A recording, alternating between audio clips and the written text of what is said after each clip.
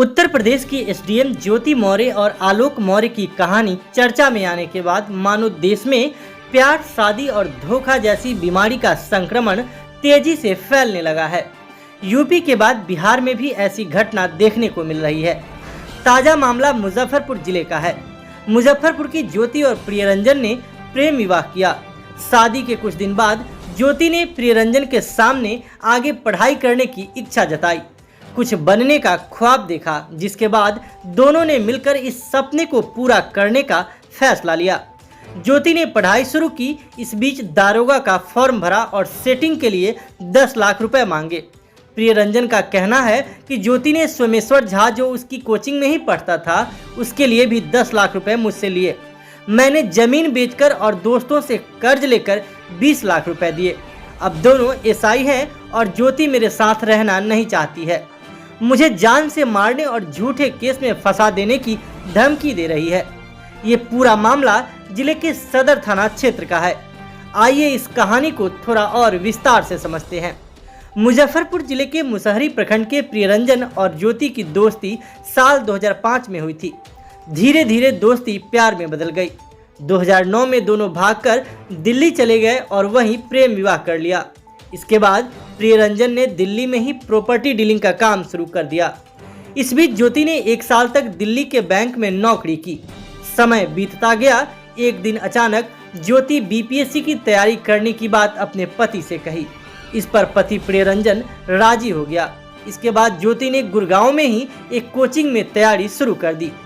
9 दिसंबर 2013 को दोनों को एक बेटा हुआ, जिसका नाम रेयांश रखा गया।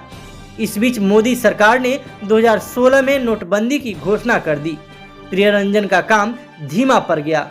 दोनों वापस मुजफ्फरपुर आ गए। ज्योति मुजफ्फरपुर में भी बीपीएससी की कोचिंग करती रही। मुजफ्फरपुर के कोचिंग में उसकी दोस्ती सोमेश्वर नाथ झा से हुई।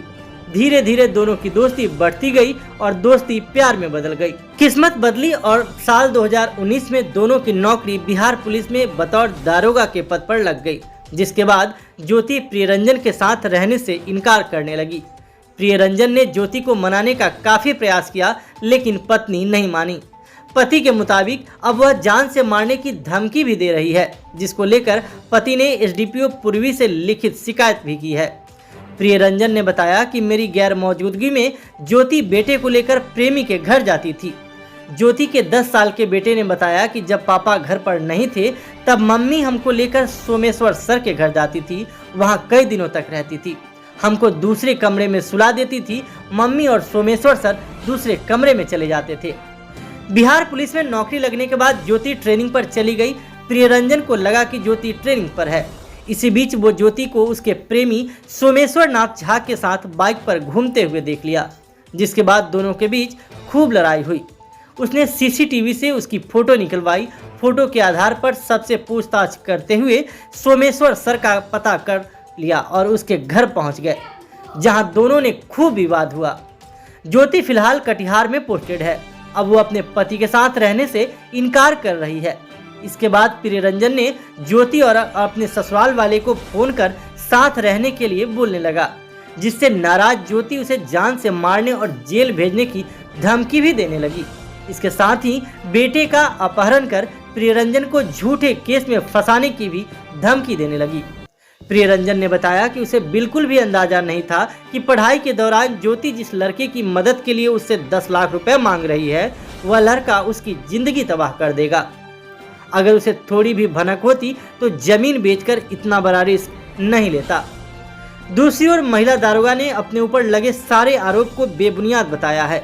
महिला दारोगा का कहना है कि पूर्व में पति अक्सर शराब पीकर मारपीट करता था।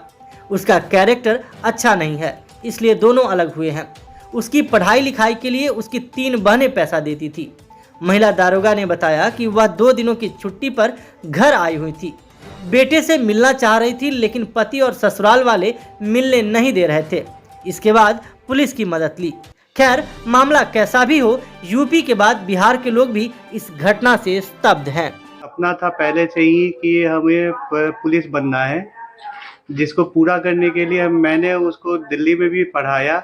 फिर यहाँ पे आने के बाद यहाँ Vaishali coaching centre, Drona coaching centre हर जगह पे पढ़ाया।